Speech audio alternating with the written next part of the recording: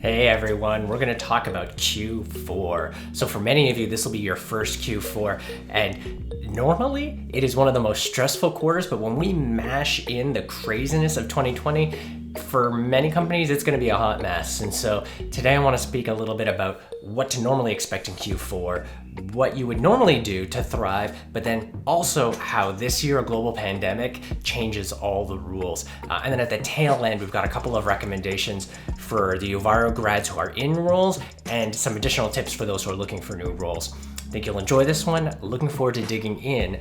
But first and foremost, welcome to Q4.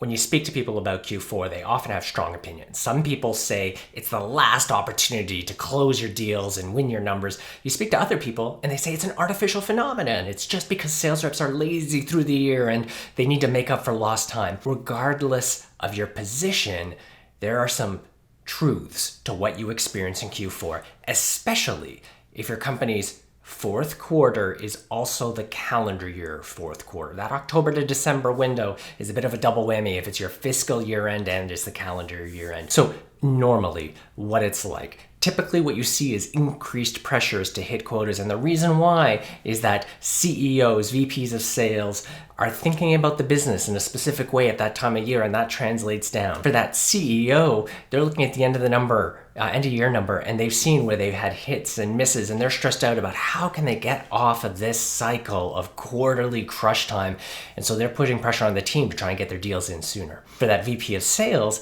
they're taking a look at it that this is their last opportunity to not just make the quarter, but also make the year. And so because VP sales is one of the roles that turns over most, there's a ton of pressure there. And so they're thinking about how they hit the numbers. If you asked a VP of sales, what are the 4 things they're thinking about in Q4? They would tell you, hit the number, hit the number, hit the number, and get ready to start Q1 really quickly. And so with all of that in mind, they're translating a lot of pressure down to the team. So what the team is seeing is they're seeing requests for longer days, extra effort, phrases like sharpening the pencils, put in that extra time. And then on the customer side of things, you're getting hit by holidays, vacations, festivities. Thanksgiving can be a disruption, Christmas can be a disruption. And so all of those together mean that Q4 is a bit of a crucible. So if you want to get through this exceptionally stressful time, there are specific tips and recommendations we have to make that doable. So you're in Q4 and you want to know how to not just survive, but also thrive. There's 3 key strategies to keep in mind. Number 1, be extra prepared. You're already setting up pre-call list, pre-campaign list, go that extra mile. One good technique is to actually look at your selling days and break down your activities by days. If you look at the whole quarter, you'll actually only have about 50 good selling days, maybe 15 bad ones. So think about how many activities per day and break it down right at the beginning. Strategy number 2 is to front load your efforts. You have an idea of how many selling days, they actually all happen at the beginning of the quarter. November is going to be disrupted by Thanksgiving. December will be disrupted by Christmas and New Year's planning. That means October and early November are your best chances at closing deals. So yes, you'll want to front load your activities because you don't have as many days. And it's really important to remember in other situations, month end, quarter ends at other time of the year, there are opportunities for those Hail Marys because everyone is so disrupted. Companies, vacations, personal, family obligations, those Hail Marys are much less likely to work. So front load your efforts. You're extra prepared, you front loaded your efforts. The last thing to do is to follow up authentically. Everyone's juggling a million balls during this time of year. Q4 can be stressful, not just for you, but for your buyer. So being extra proactive in your follow-ups, not being annoying, but being really authentic. Letting them know that you're there to help. Recognizing that they've got a bit of chaos in their lives too. And part of that authenticity is being honest about your needs. If you're close to hitting a target, if your VP, your CEO is applying more pressure, be honest with your prospects about what you're experiencing. Sometimes all it takes is asking for them to help you get it over the line before the end of quarter, and they'll help you chart that path. So extra prepared, front load your efforts, be authentic in your follow-ups.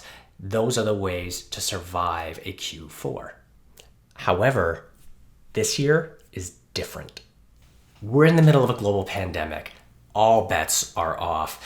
2020 has been a bit of a dumpster fire. Q4 is going to be more of the same. As you're selling, there are some new rules to consider. So this year, delays are way more likely. As you get into objections, that idea of we're not making a decision now, we're going to punt that until next year is a real thing.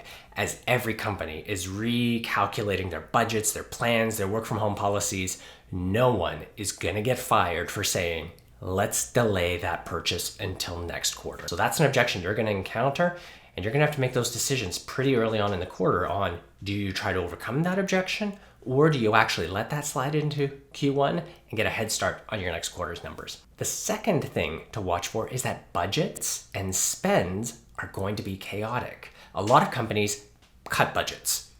Team members, office expenses, perks. For some of them, parts of their businesses have fluctuated. They've closed more deals than they expected. Expenses were cut more than they expected. That means there are more pockets of money that weren't planned for than normally occur in other years. So that technique of chatting to multiple departments to cobble together the whole budget is more likely to work this year than other years. So opening up that buyer circle, getting other departments involved to actually pull to that budget is a technique that will work this year more so than in others. And finally, planning for your Q1 is a much bigger deal this year than it has been for any previous year. Everyone's typical planning process is upended. So if you're selling something that you can tie to a planning process, you've got an easier opportunity to have a meaningful conversation. So to give you one quick example, if you were selling sales technology, one of the things that we've seen in 2020 is that prospecting has been flipped on its head. A lot of teams found that the events, the industry shows, the conferences they would go to generate leads just aren't happening. As such, they have to come up with brand new ways to prospect. So if you have a piece of sales technology or marketing technology that can tackle that, you've got a fantastic opportunity to talk about Q1 planning. Getting a deal to happen now in anticipation of a Q1 acceleration is a great way to take a look at things. So yes, leveraging the Q1 plan is a unique opportunity this year specifically. So what can Uvaro grads do to shine in this really difficult Q4? Do what you've been trained to do from the start. So first, really focus on the remote, independent skills that you have. Your laters are going to be busy, and the ability to err on the side of action is going to be a huge boon. Number two, focus on two of the areas we focused on in the program: personalization, as well as prepping your objection handling. So those objections we mentioned earlier, delaying until next year, budget's been cut. Get ready for those. Pre-work your playbooks on how to handle those because you're going to bump into them. And also spend the time focusing on that personalization. Everyone recognizes that these are unprecedented times, uncertain times, COVID this, pandemic that. Don't just trot out those same old lines. Spend the time thinking about how this pandemic has impacted their business and tailor your message. Q4 is a busy time. Those executives might only see your message once, but that personalization and that empathy will shine through in this quarter. So leverage those skills and then crush your Q4 quotas. And what does Q4 mean to those students or recent grads who are still identifying their next opportunity? There's some really unique techniques you can leverage this quarter. So number one, during Q4, CEOs and VPs of sales are looking for wins that they can share with the team to keep people excited. A quick, easy way to help deliver some of that good news. It was inspired by Jake Maisonet. Dropping a quick video message or a quick hello to the CEO or the head of sales, talking about how excited you are to chat with their team or get to know them, is something that's easily forwarded to the HR group and to the rest of the team. Those little anecdotes can go a long way to bolstering their team's sense of success, so you're delivering a lot of value and get some extra attention during a stressful time for them. The second thing is they are thinking deeply about remote work, independence, autonomy. Lean into that message during this quarter. As you're speaking to recruiters or speaking to HR, hiring managers, emphasize the fact that you've been working on a program that's emphasized remote work, remote selling, independence, and autonomy. Because right now in Q4, every time they get a request from one of their team members, one of their customers, they're being pulled in a million directions. So what's top of mind is people who can be self-sufficient. So really leverage that messaging during this quarter. The last piece is leverage that Uvaro network, especially in Q4 where people are trying to close deals, get existing opportunities, to the next stage or over the finish line, there are opportunities for you to help amplify their message and to make introductions. So you've got a pool of instructors, a pool of leaders, a pool of colleagues who are also at other companies. Anything that you can do to help amplify their message, chime in, or watch for those opportunities that you can share with them, that's meaningful.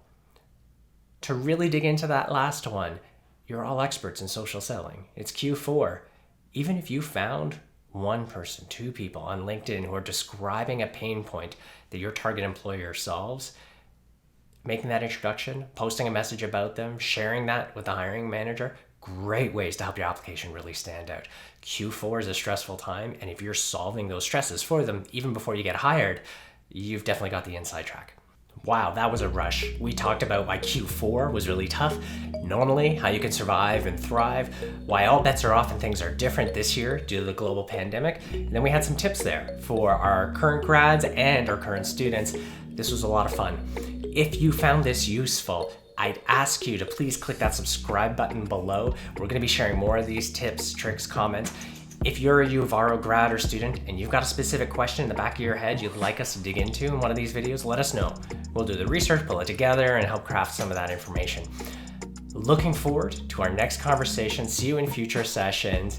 And again, as always, happy selling. Ciao.